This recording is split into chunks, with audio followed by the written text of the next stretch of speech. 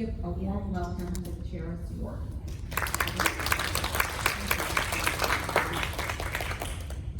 Good morning. So I'm excited to talk to you guys. I do work for the AgriLife Extension Service. We are part of Texas A&M University. We fall under that umbrella, but I do not live in College Station. I live in Dickinson. My office is right off of Bay Area Boulevard, and our office focuses on water issues. You might be familiar with the county office in Galveston or Harris County. We have the Master Gardeners and Master Naturalists, or some of those other programs that we run. In fact, we have offices in 250 counties across the state of Texas, and we run any number of programs. So I have about 1,000 colleagues across the state, so it's likely that you have run into one of them at some point in time in your life. But today I'm actually excited to talk to you guys about one of the projects that we've worked with the city of League City on that hopefully you guys know about. I run a program called Green Infrastructure for Texas, and we're going to talk about kind of what that means and all of that through the context of the Girardi Family Water Smart Park, which is what this photo is. So do any of you, have you guys visited there? Show of hands. It was actually on one of your garden boards a few years back. It was going to be on another garden board, but that one got canceled. So I don't remember which year that was. So I know some of you have been out there before. It is on Louisiana, south of 518, between 518 and 96, so close to Goforth Elementary School, if you're familiar with that. So this is before the park was built. This is the area that we're talking about right here. So here's Louisiana. Up here across the top, this is owned by the Girardi family.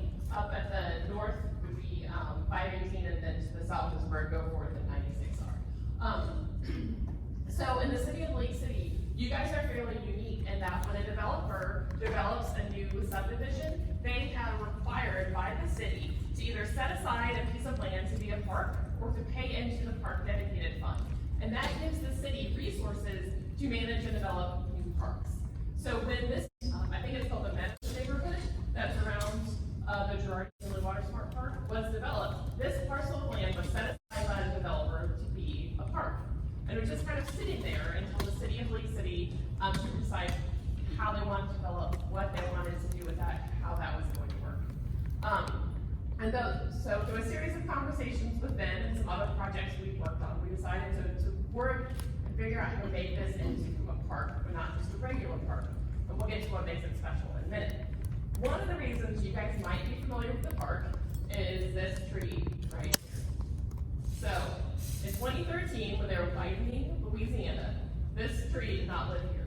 This tree lived where this road is now, right in the corner of Louisiana and 518. It's a Compton Oak. Yes. Over 100 years old, and it was slated just to be cut down when the road was developed.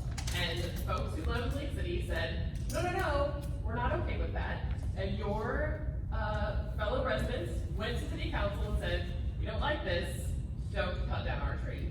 So the solution was to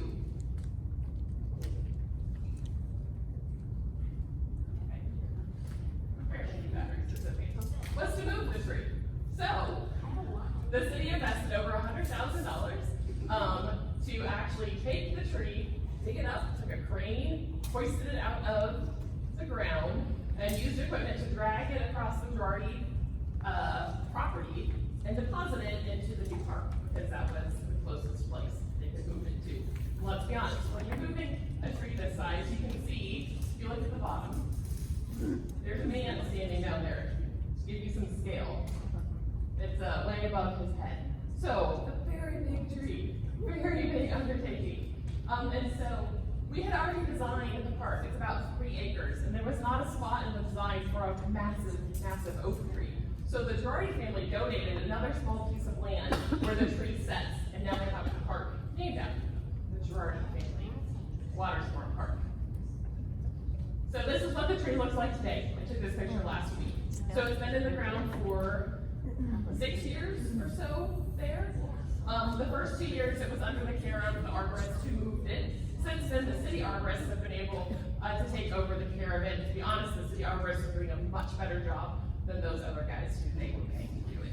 So I would say for a 100-year oak tree that moved down the road, I think it's it remarkably well. It is amazing. And so this is one of the reasons that a lot of people know about the park. But if you look at an aerial view of the park now, it looks a lot different than those trees that I showed you guys before. We have an actual park here. So we actually dedicated the park in the spring of 2014, so it's been around almost 6 years now, which is great because now all the landscapes are mature and the plants have been there for a while. We know how things are gonna do and that they're gonna hold on.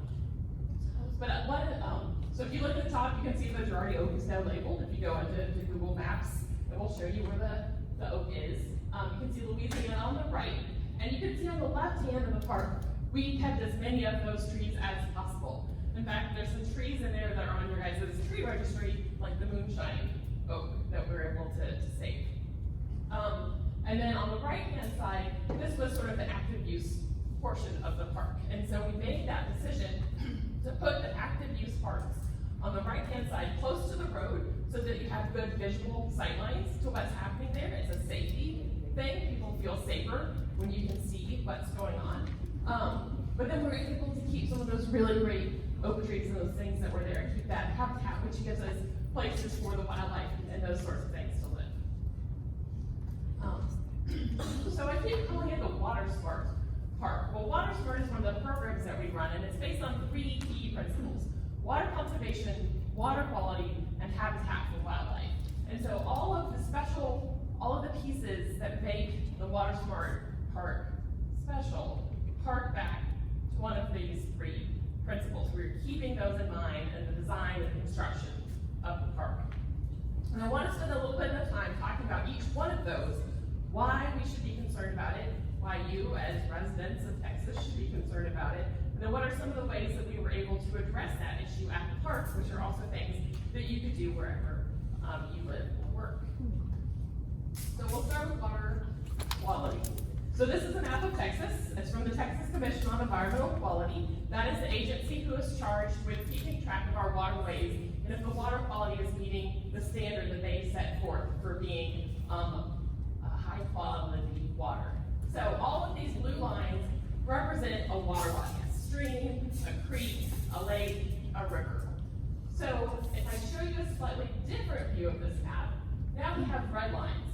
Those red lines mean that that water body is not meeting the standard the state of Texas set forth. It's impaired. It has a high level of some sort of pollution. It's a lot of red on that map. It's a lot of water bodies that are not meeting the standard, and especially when you start looking down here where we live, around Galveston Bay, almost all of our water bodies are not meeting the standard. So what does that mean? Well, in Texas, the most common impairment is a high level of bacteria. So the bacteria that we measure is E. coli, fecal coliform bacteria. E. coli is found in the gastrointestinal tracts of warm-blooded mammals. You are a warm-blooded mammal. I am a warm-blooded mammal. It is inside of us, and I think we can figure out how it gets out. Fecal coliform. Okay. The second most common impairment is low levels of dissolved oxygen. Now, the oxygen itself is not the pollutant. That's the way we see the pollution. And in this case, it's more likely to impact the animals that live in the water. This is why in August, when it gets really hot and we have low levels of dissolved oxygen, we start seeing fish kills. The fish die off because there's no oxygen there for them to breathe. And it's usually the smaller fish that are more easily impacted and that don't move around as much. So that's why you see things like the shad and the fish kills most often. So the question is, okay, well these are the pollutants, but how do they get there? How is this pollution getting into our bayous? Because I'll tell you, Clear Creek, high levels of bacteria, low levels of dissolved oxygen. Ormond Bayou, same issues. Dickinson Bayou, same issues. And pretty much any bayou you can name around here, Moses Bayou, Highland Bayou, Sims Bayou, Riggs Bayou, they all have the same issues. Well, the pollution comes from any number of different ways. And I sort of picked out these 4 main ones to tell you guys about.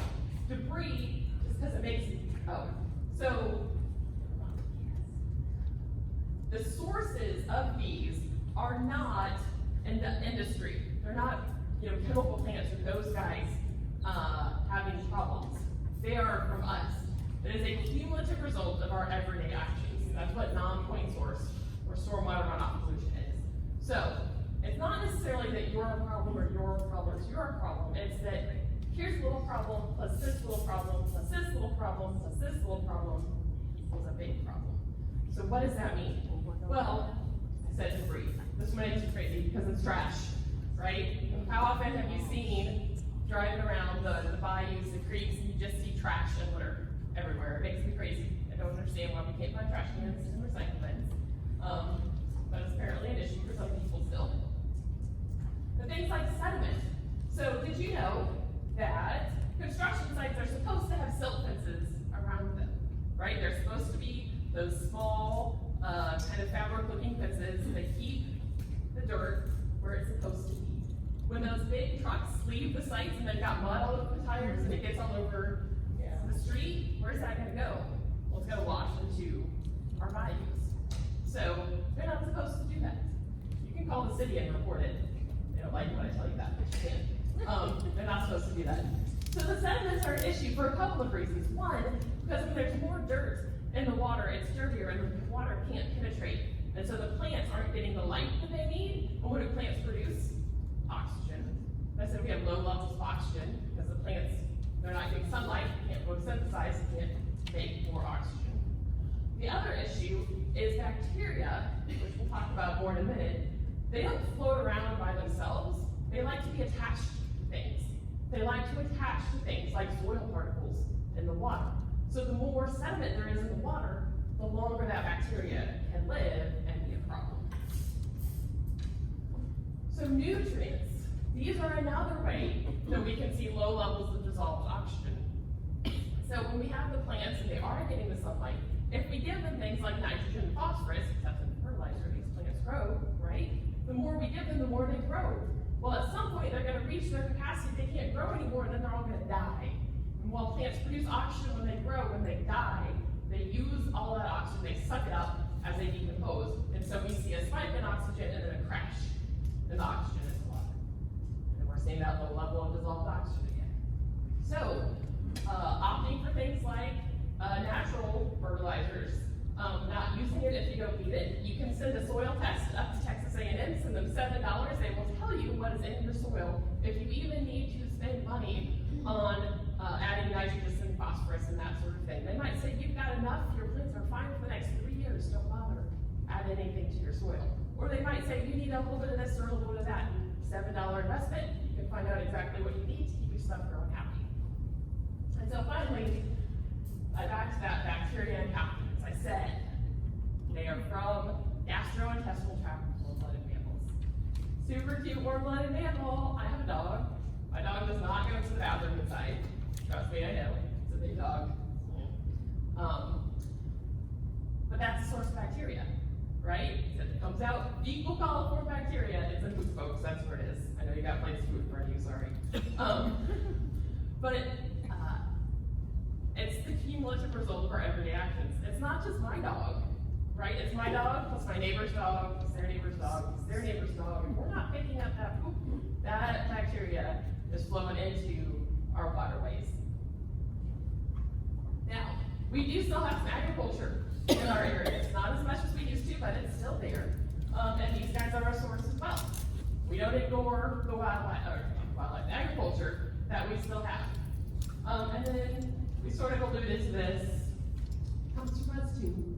Most of you guys in this room living in Lake City are going to be connected to the wastewater plant, and yours is going to a sanitation facility. There are still a fair number of septic systems, on-site sewage facilities in our area. If those are a new system, they're probably working well. If they're not, you should definitely have it checked out, because with our heavy clay soils, the shrink and swell, they can mess those systems up pretty fast. And until the 90s, they permitted a type of system that we don't even allow anymore. So if you have a system that's more than about 30 years old, it might not be so great. And if you have a new aerobic system, you should know, because you should have a maintenance contract. They should be out 3 times a year to inspect your system and make sure that it's functioning properly. So, if you have a septic system, maybe you should go home and see if it's working the way that you think it's supposed to, if those things are happening. water, let me speed it up a minute. How are we getting all of these things from where we live to the water? Well, it's actually a straighter path than you might think. Because the water, when it runs off the lawn, it runs into our road. Our roads are part of our conveyance system for stormwater, right? The water's supposed to run off our houses, down the road, and into the storm drains.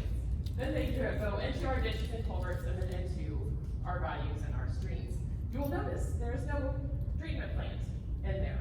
This water does not get treated, it goes straight into our bayous. So anything that picks up along the way, it takes with it. And that is why we're seeing those impairments in all of our local waterways. So the question is, what can we do about it? Well, we can treat that water where it falls. So instead of running off and taking everything with it, we can catch it and use nature to treat it. We can use gardens to clean those pollutants out of the water. Yes, gardens. Okay, so this image in the background is from our Bayou Nature Center, our native prairie ecosystem, what things used to look like before we came and built our houses and our subdivisions. And we're gonna look at kind of a graph, it's not really a graph, it's not really a map, but the x-axis is time and the y-axis is flow rate. So what happens when it rains? So this, okay. So this green line is what we call a hydrograph. So hydro meaning picture, hydro meaning water, graph meaning picture. So we're looking at what happened to the water as it moves across the land. When it first starts raining, most of the water soaks into the ground. As we move along through the intensity of the rainstorm increases, we see more water running off. Over time, as the rainstorm decreases, we see less runoff as well.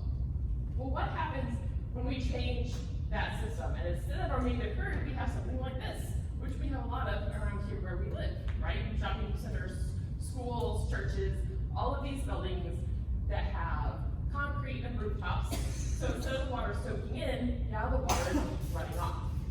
Even though we like to put little trees in our parking lots here and there, they're not capturing nearly the amount of runoff as that native prairie was. Well now, when it rains, we see that peak come along faster. The water almost immediately starts running off the pavement.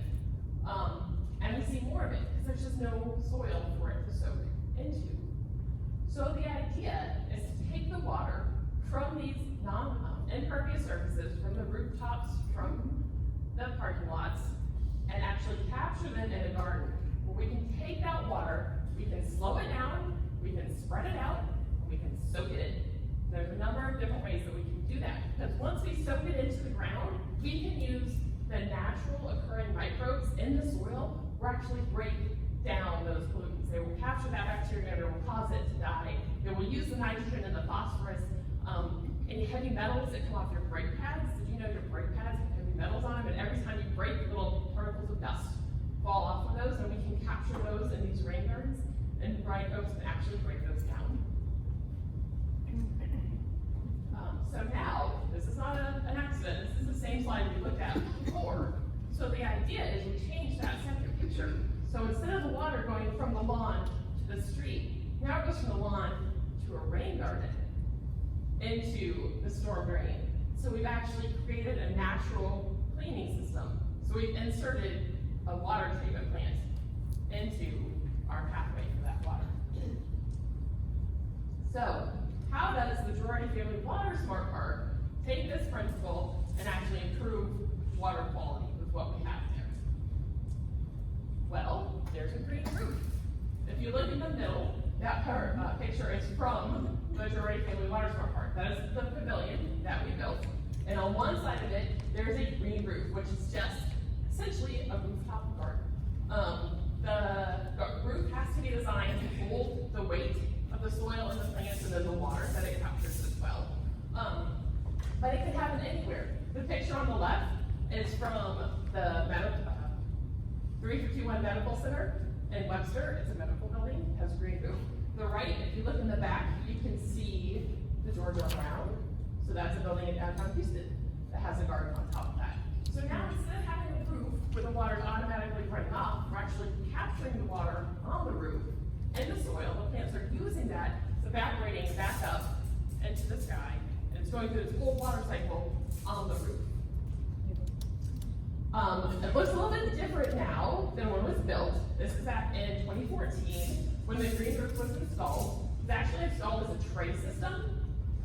So if you see, they grew out these trays in the greenhouse, brought them out, plopped them onto the roof. We had an instant garden on the roof. So over time, these plants are not doing so great. You can see on the left, this is about 2 years in. On the right, this is another picture that I took this week, or last week.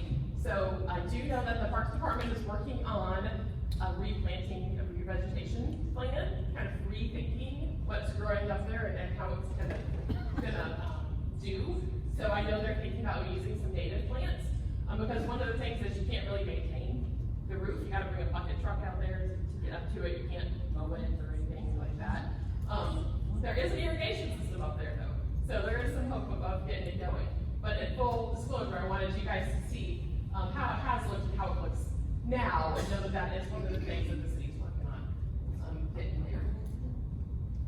And then rain gardens. This is the other one that I mentioned, and I was talking to someone here about wanting to maybe put a rain garden in their house. So at the park on the right, this is one of the rain gardens. So it's actually designed with a curb cut. So you will see the curb cut, the curb goes along and then there's a space so that the water can actually flow into the garden. We're trying to get the water in there. So if you look at the diagram on the left, you can see, even though from the top it looks like a regular garden, what's happening below ground is far from regular. Usually when we build a bed, we would build a raised bed. We build up instead of down. But in a rain garden, we build down. We actually create a bowl-shaped depression, a layer of gravel, and an under-drain tank.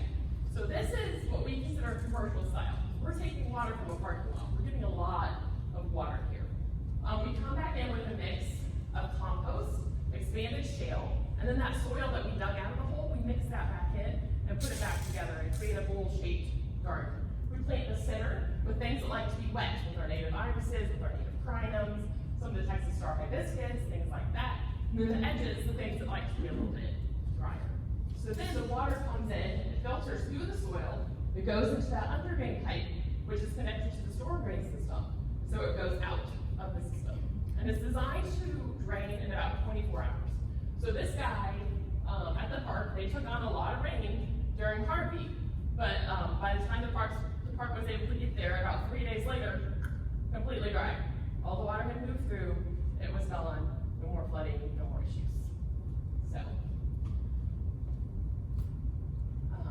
So here it is when it's raining. I don't know if you can see kind of the path of water trailing down into the rain garden. This was taken in the early spring, late winter, so you can see a lot of the irises growing. That's what's really green in that picture. There's a lot of other stuff really going out. But the nice thing about our irises is they're early bloomer in the spring, and so they give you some color nice and early. So then another thing that we use in the park is pervious pavement. So this is pavement that instead of the water running off, it actually soaks into the ground. So at the park, this is what it looked like when they were installing it. So there's a layer of rock under there, and then the pavers sit on top of it. The water flows through the pavers. This works. Let's see. So in the front, these are the pervious pavers, so it's raining. You can see in the back, we have a traditional paver, so you can see the water is running off of those, but in the front, you can't see the water pooling, because it's actually soaking into those parking spaces, going in there. Then we have another one of those perforated pipes that goes into the storm drain system. So this is actually set up as a paired experiment, so you can see the difference between the two types of pavers. So again, this is a way of stopping that water from running off, because we're actually capturing it where it falls. Yeah. Is that a certain kind of a paver? Yes. Particular? Where do you get that kind of thing? You can buy them at a lot of different places. They're called pervious interlocking concrete pavers.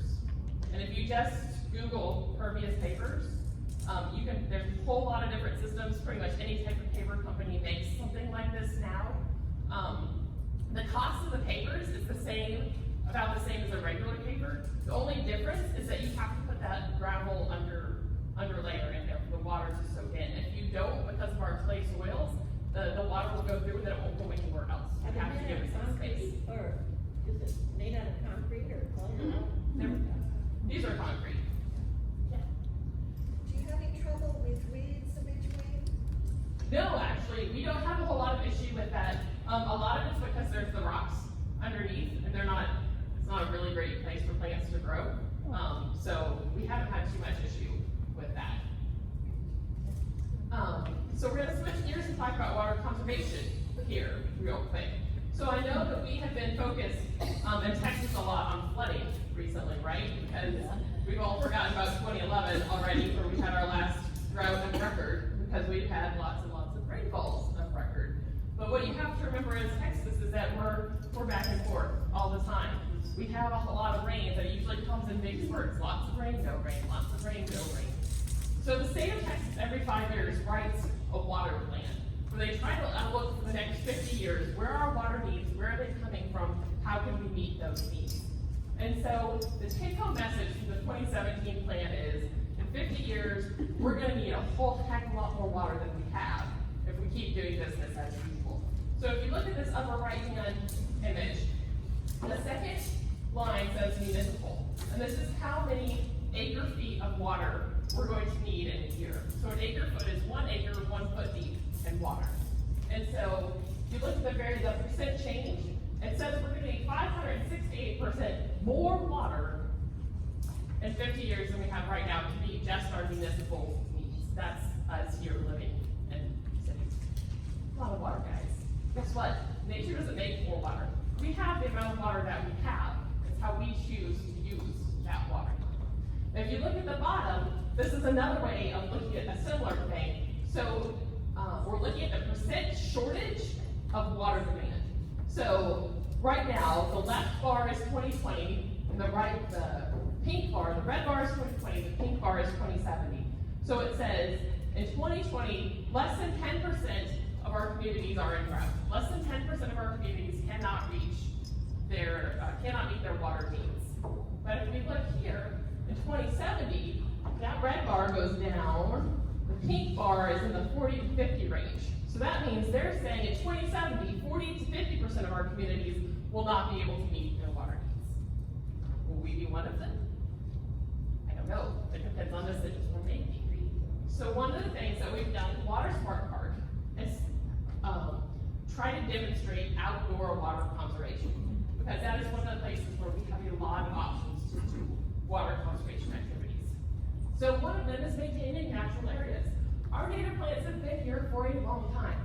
They've made it through our droughts, our floods, and all of that. If we just leave things alone, don't mess with them, they'll keep being there long after we are gone.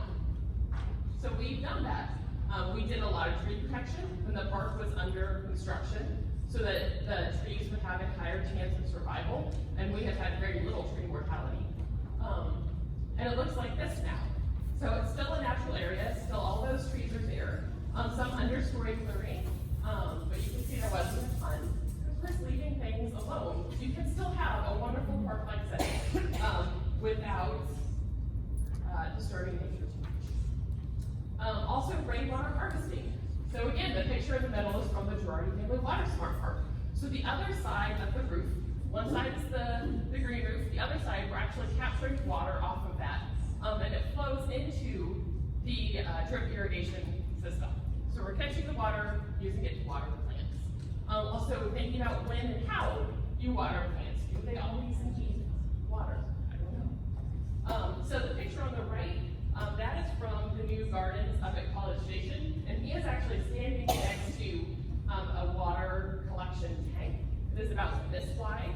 It is about 6 foot long. Just outside the picture is the roof that it's collecting water from. And I put this up here because any size space, you can probably find a tank that will fit there now. They make all kinds of crazy things. So there's the picture again. Okay, so we have one last principle to talk about, which is habitat. So when I'm talking about habitat, I'm talking about exactly what your president was saying earlier. Butterflies, right? Hummingbirds, all of those kinds of things. I'm not suggesting that we need to create habitat for deer and cougars and coyotes and all kinds of big crazy things. Like, these are the things that live in our neighborhoods, and let's give them what they need to survive: food, water, shelter, and places to raise their young. So how have we provided those at the Watershed Park? Well, one of them is through the gardens, through the landscapes, through the things that some of you ladies have been talking about.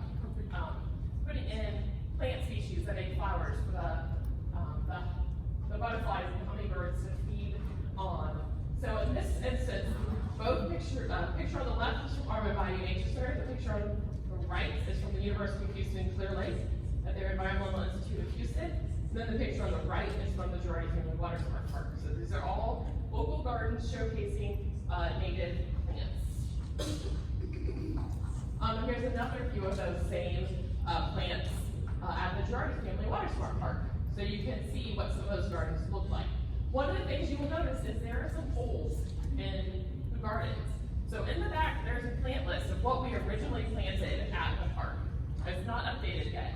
But I said the park's been around for about 5 or 6 years now, so we're really getting a feel for what will grow there with the level of maintenance that we have. And so this gives you an idea of what's living and what's not. So if you're looking for plants, that's a good resource. And then again, the natural areas, right? If Mother Nature put it here to begin with, it's probably because something needs it, and if we can leave it alone, it will provide habitat. And then finally, the Watershed Park is a park, right? Like front and center.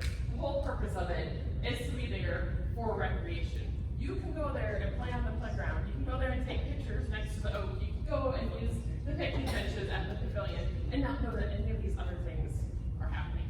If you want to, there's signs all around the park that will teach you about them, and you can stop and read. But I'll tell you, I take my kids to go play at this park because they love the playground. If you ever go to the playground, you should look for the hidden squirrel and the hidden raccoon. And every time we go, there's people there. Doesn't matter what day of the week, what time it is. There was one day I was out there trying to do some work, and there was 3 different photographers out there taking pictures. There was maternity, they were taking maternity pictures, and they were waiting, like taking turns for one to get down so the next one could stand in front of the oak tree and get their pictures taken. So obviously it's a park that the community uses and they find value in. So at the end of the day, it has all of these things, but it's still a park that is there to be a community space. So I've taken up all of my time. I don't have any time for questions, but I will hang around if you guys have some questions. But hopefully now you understand a little bit more about some of the types of gardens, the types of things we can think about in this area. Maybe you're thinking about water quality or water conservation in ways that you haven't before, and maybe some new ideas. We have some handouts in the back.